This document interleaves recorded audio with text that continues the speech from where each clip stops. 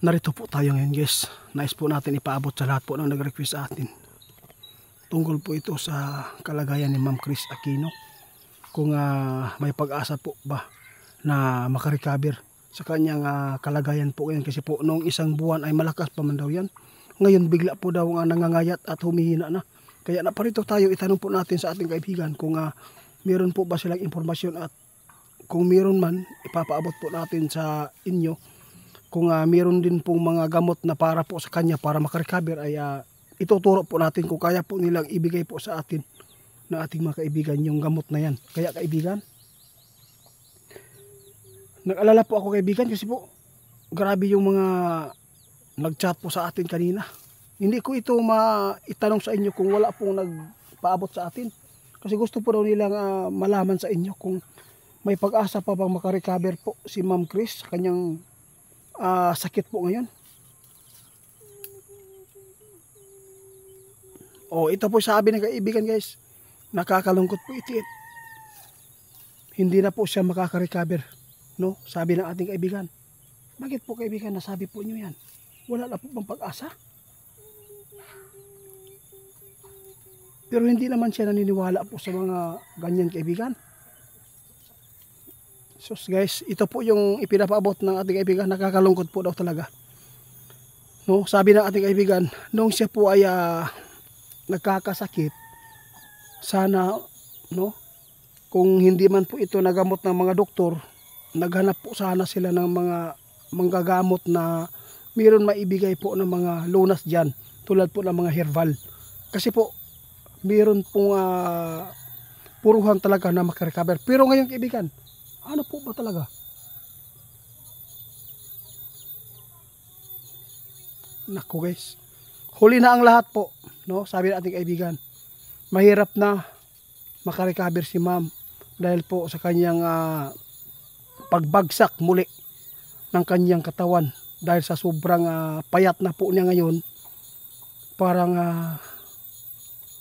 nakakatakot po ito ipaabot guys. Ayaw ko pong matulad po kay Roddy Baldwin na baka po sabihin nila ba na tulad tayo kay Roddy Baldwin na mayroon po siyang hinulaan na mayroong mamamatay, no? Pero ito po ang totoo po na ipinapaabot ng ating kaibigan. Kung sa una pa daunta, no, nung siya po ay na-admit sa hospital, kung wala naman pong pagbabago sa doktor na nagamot sa kanya, sana doon sa manggagamot at saka maghanap po ng ibang pamamaraan. Kasi kapag ito ay hindi po nagamot sa doktor, ibig sabihin nito, pwede ka sa manggagamot na magpagamot. At saka, marami pong manggagamot na magbibigay po ng tulad po ng herbal guys. Marami po talaga guys. Meron po silang mga langis na ibibigay at ipapainom. Kasi, mahirap na po talaga makarecover. Sabi ng ating kaibigan, nakakalungkot po ito. Napakasikat pa naman niya guys.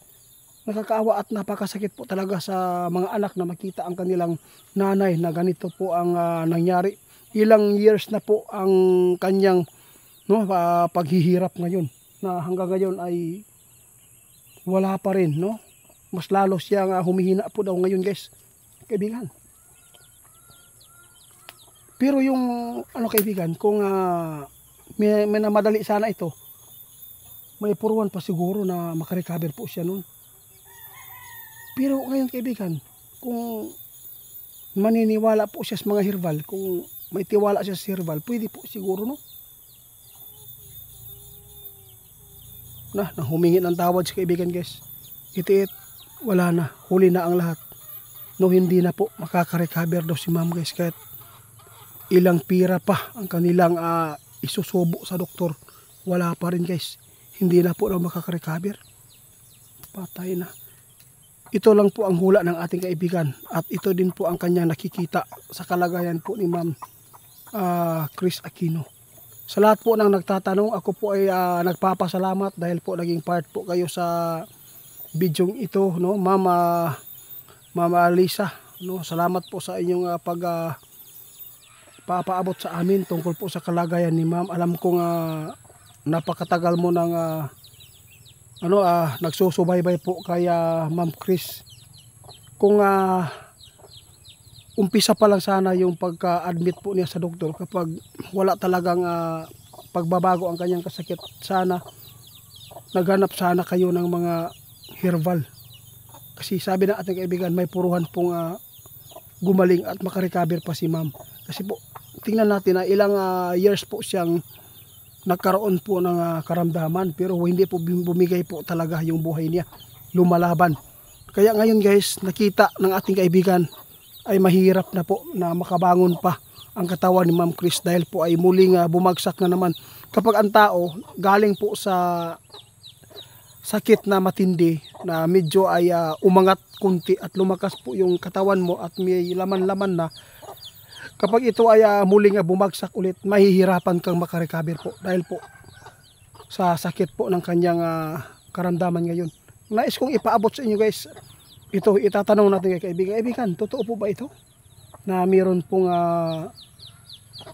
kumulam sa kanya o ano man, kasi marami pong sabi na kinulam po daw.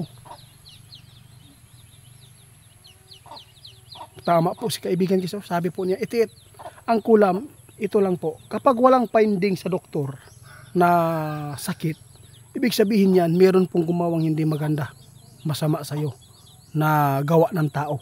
No? Kapag mayroong finding, tandaan po natin guys, kapag mayroong finding sa doktor, ibig sabihin yan ay ordinaryong sakit na dumapo sa tao.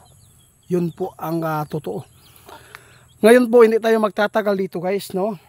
Dahil po ipinapaabot na po ng ating kaibigan tungkol sa kalagayan ni Ma'am Chris, kung nung siya po sana, no, na naka-update untaan kung maniniwala sana po siya sa mga herbal, no? Siguro may puruhan pong makarecover si Chris Aquino. Kasi ito lang po ang mapaabot po natin, no, may paabot sa inyo. Kapag ang tao na hindi na po talaga gumaling po sa doktor, no, maghanap po kayo ng ibang opsyon tulad po ng mga herbal, kasi may mga herbal talaga na pwede dyan, at saka yung may mga langis na pwedeng ipainom dyan para po ay muling makabangon po ang kanyang katawan at mawala yung mga karamdaman. Nakakalungkot lang po ito dahil po ay huli na ang lahat, no? Ito ay napakasakit kasi mahirap po talaga pag mayaman ka. Hindi, alam mo natin na konti lang tao na naniniwala sa mga herbal, lalo na po ay sanay ka sa doktor, dahil po mayroon kang pera na maa-afford po nimo ang imuhang mga gamot. Kasi napakahirap po talaga guys kapag ang tao ay madapuan ng isang sakit na ganito, kahit gaano ka pa kayaman, hindi mo pa rin yan madudugtungan, no? Sakit lang isipin kasi nakarecover na sana siya, ngayon bumalik daw, sabi po ng nagpatanong. Kaya sabi ng ating kaibigan, no, binulgar na lang niya na wala na po talagang pag-asa na makabangon pa. Kaluoy po dani.